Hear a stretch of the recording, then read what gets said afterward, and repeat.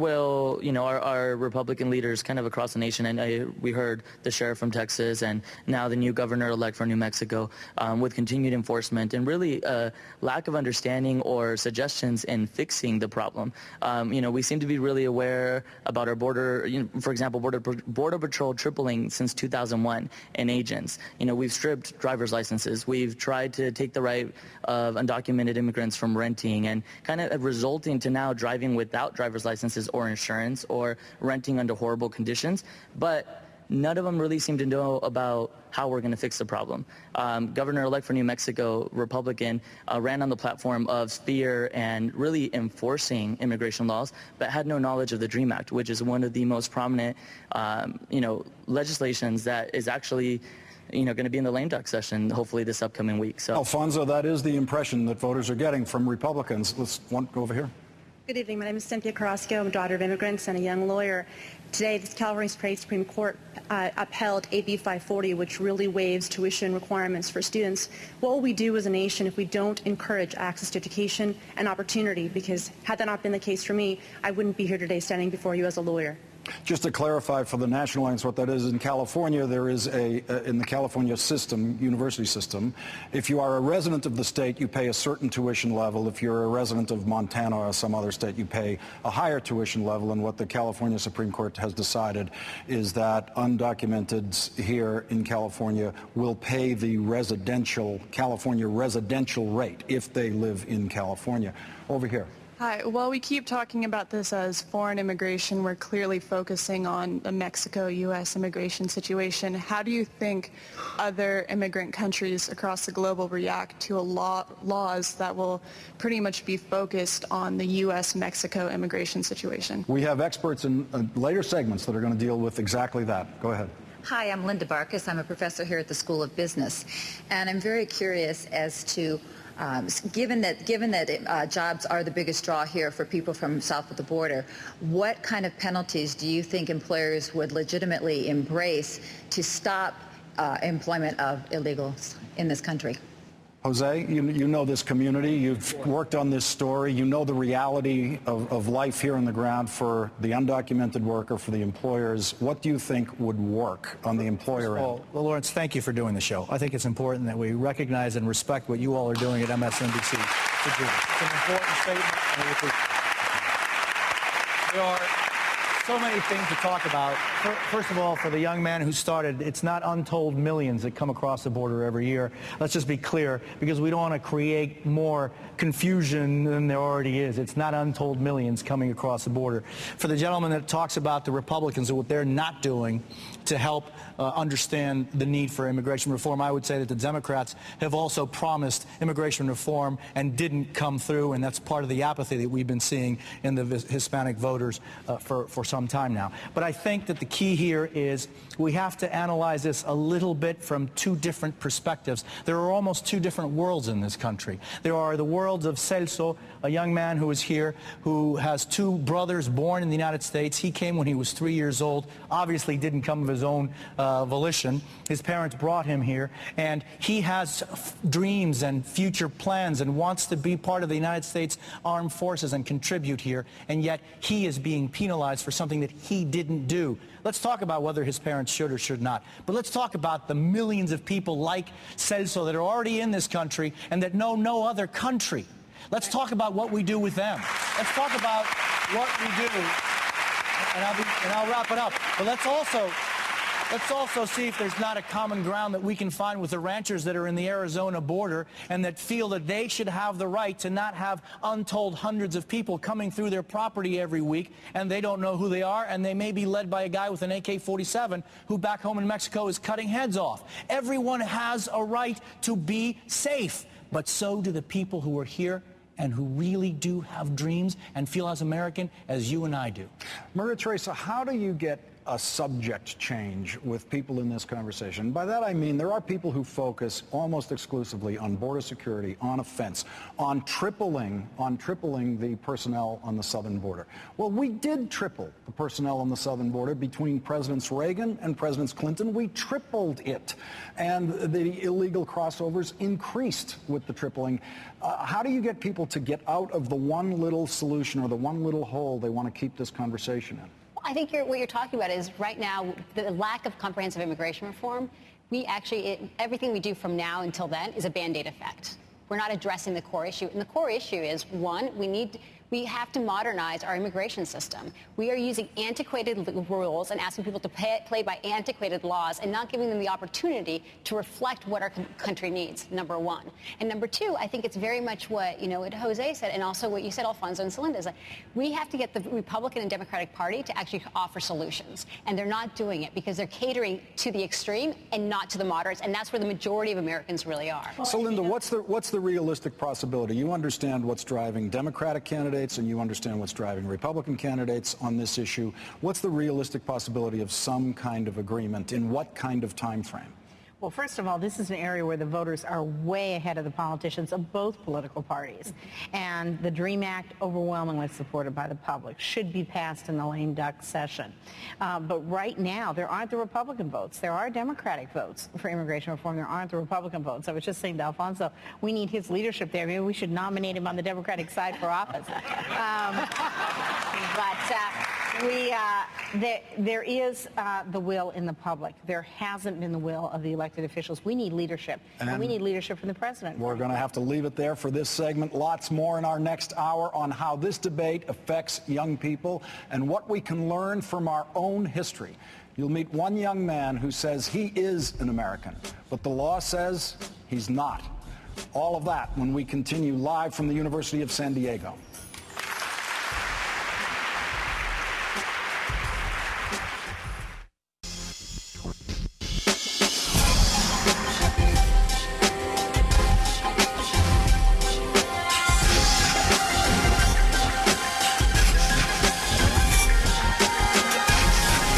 Beyond Borderlines, live from the University of San Diego. Here again, Lawrence O'Donnell.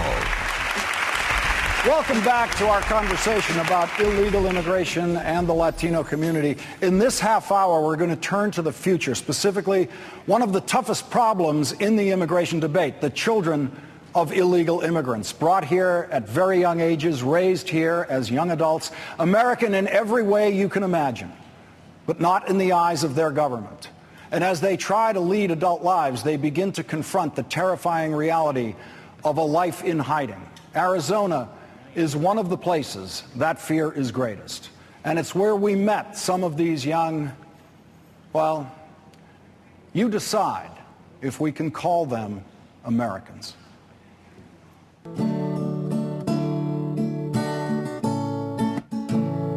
Since I was little, my dad would always tell me, don't tell anybody you're from Mexico.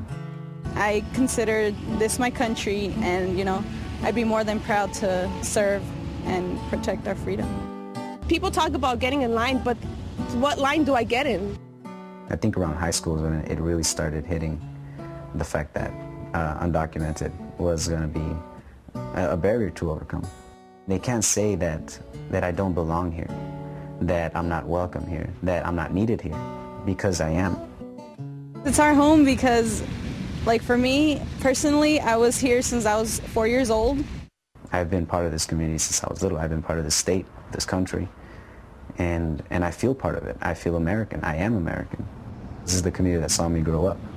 When there's a police car next to us and it starts flashing its lights, your heart starts pumping. I think there is a certain amount of fear that I live with, that we all live with, because there's a lot of uncertainty as to, what the consequences are going to be for a simple traffic light stop. But I think the important thing to remember is that there's an even greater fear and even greater uncertainty, especially in my case, of going back to a country which I don't know. I would be scared to go to Mexico right now because of all the violence. I was told, get an education, go to college, you'll do great things. And here I am, stuck. It's kind of tough. In fact, I won't sugarcoat it. It's amazingly tough. To me, it's very difficult and sad at the same time to know that once I graduate, you know, I'm going to be graduating with this degree. I'm hopefully going to be able to get into nursing school, get my nursing degree. But then after that, what am I going to do? If I don't have 9 digits of the Social Security, I can't get a job. You know, they want you to be that statistic that they talk about. They want you to be that person that they talk about on the news doing something wrong. But here we are, you know, doing everything we can to go against it. And actually doing what we can to pursue our education, regardless if we can't get the job after we have that diploma. But we're doing it. And we're not letting a 9-digit number stop us. And that's, you know, the most frustrating thing for me, that everything that we're doing can amount for nothing, but yet we're doing it regardless. A lot of us, we get pushed down so much to the point where we just give up. But then there's some of us who actually say, you know what, I'm just going to prove you wrong. I'm just going to go out there, I'm going to educate myself, and I'm going to make a better future for myself. If we have talent here in the U.S., if we have people that can contribute to the economy, then we should be able to use them. I mean, use me, you know? I believe in the goodness of people, and I know that there's actually people out there fighting for us. But as for politicians, I don't think any of them want to actually, you know, stand up for what they believe in. This is my home, and I'm not going anywhere.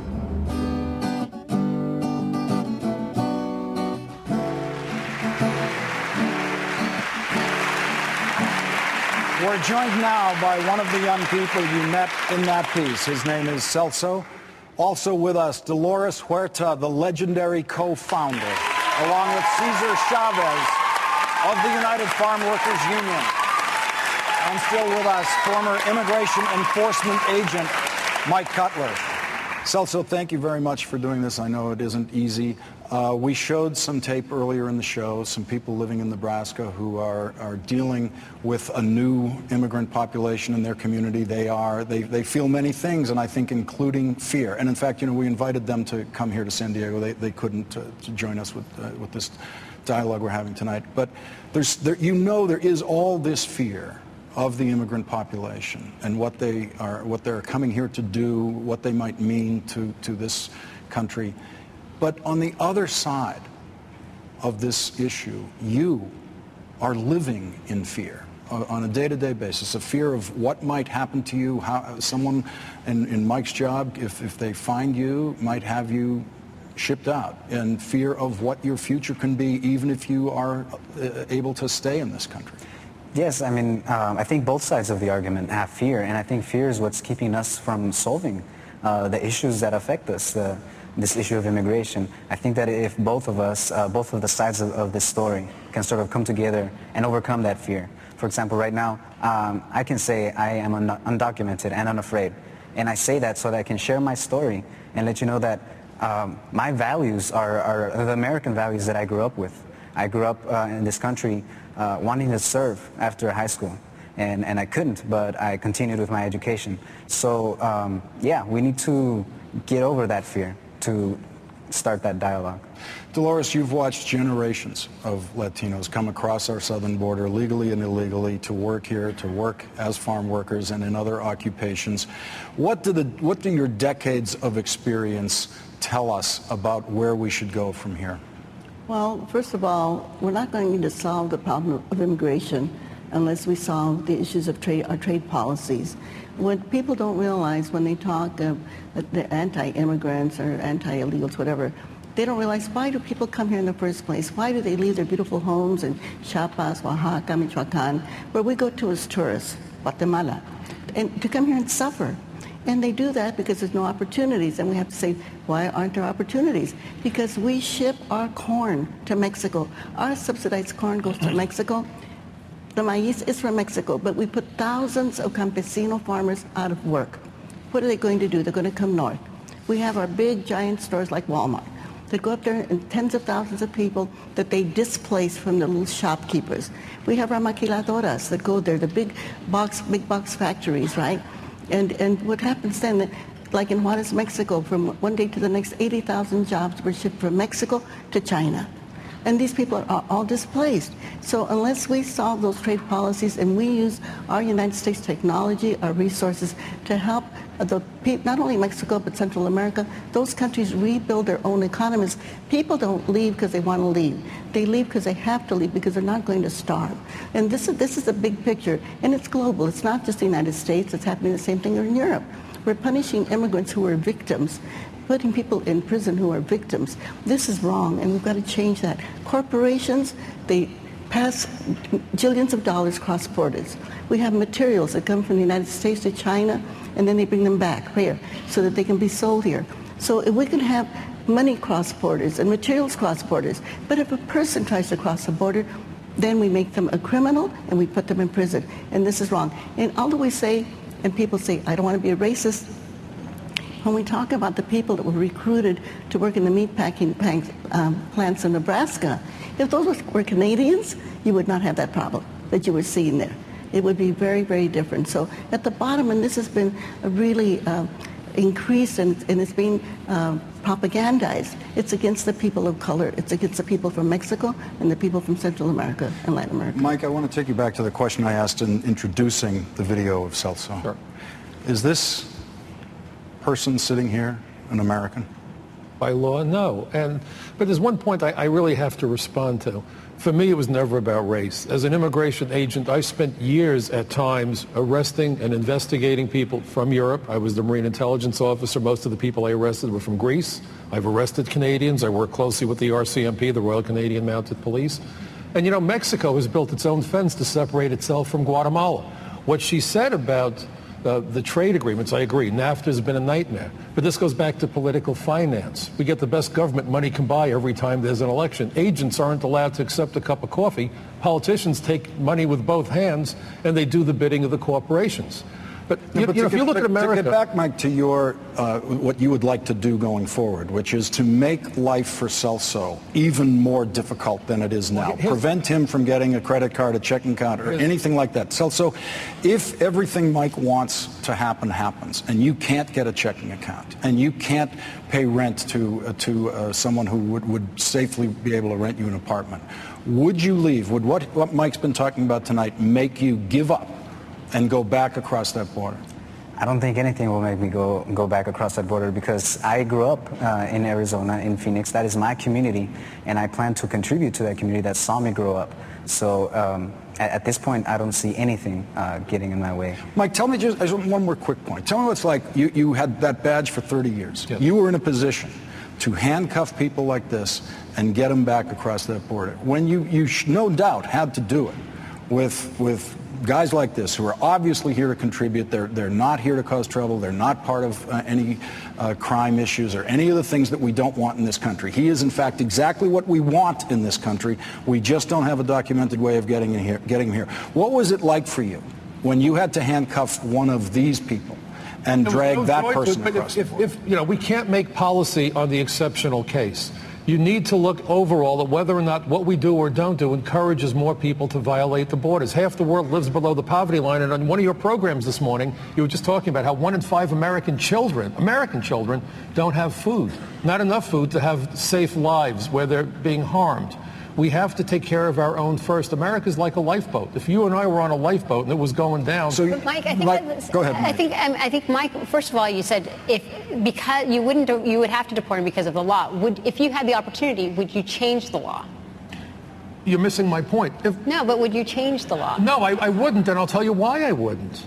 Because the whole world, half the world lives below the poverty line. If we don't make clear distinctions... You don't think there's any room left in this country I think there's room. We admit 1.1 million plus immigrants every year, and we put them on the pathway to citizenship. But at what point do you say that's it? All right, let's consider, I want you to consider a pathway to citizenship that is now being considered. Harry Reid has said in the lame duck session of Congress he wants to take up the DREAM Act. Nancy Pelosi has said she wants to take up the DREAM Act. Maria Teresa, outline for us what the DREAM Act is and how it would help CELSA. Right, so the DREAM Act basically what it does is that it provides a pathway to citizenship for individuals that are 16 years or older, younger, excuse me, been here for 5 years, and have demonstrated that, one, they want to serve the military, as CELSA would like to do, and number two, if they would like to go to school. And they have to be, and it's a pathway to citizenship. It's not guaranteed. And this is the issue. When we start talking about our American identity, who are we? We start talking about pulling ourselves by the bootstraps, going up and against all odds, and fundamentally trying to beat those odds. Who more than a DREAM Act kid who's been able to demonstrate that? One quick point. Listen, the DREAM Act, the M in DREAM Act